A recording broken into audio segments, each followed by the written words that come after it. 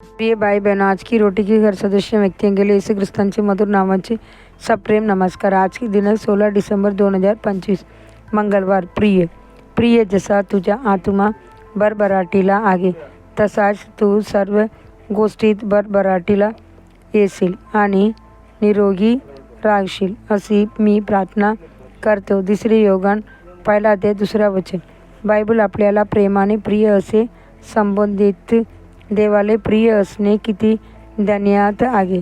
परमेश्वराने दानिएलला अत्यंत प्रिय म्हटले। दानिएल 9:23 आणि हनोकही देवाला समाधान देणारे होता। आज तोच प्रभू तुम्हाला प्रिय म्हणतो आणि आशीर्वादित करतो।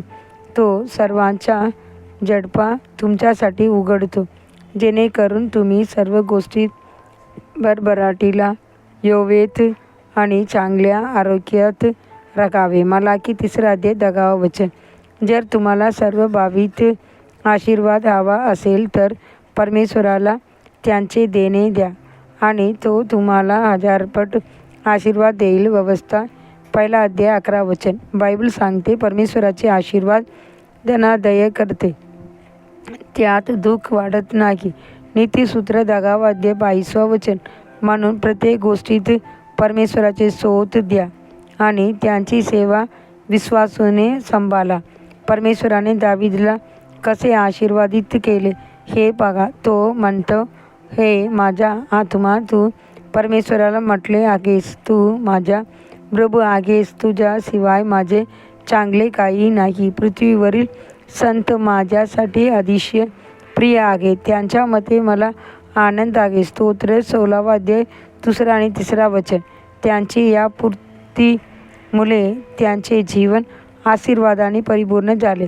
सर्व बाबतीत सुख आणि आरोग्य सोबतच परमेश्वर तुमच्या आत्म्याची भरभराटी इच्छितो। आत्मा जीवित आणि देवाजवळ असेल तरच खरे जीवन संभवते। म्हणून येशू विचारतो, माणसाने संपूर्ण जग मिळवले तरी स्वतःचे आत्मा गमावला तर त्याला काय लाभ। मार्क 8:36 खरा आशीर्वाद हा आत्मिक समृद्धीत आहे। आज प्रभू तुम्हाला स्वर्गीय सर्व आशीर्वादाने समृद्ध करावे इच्छितो।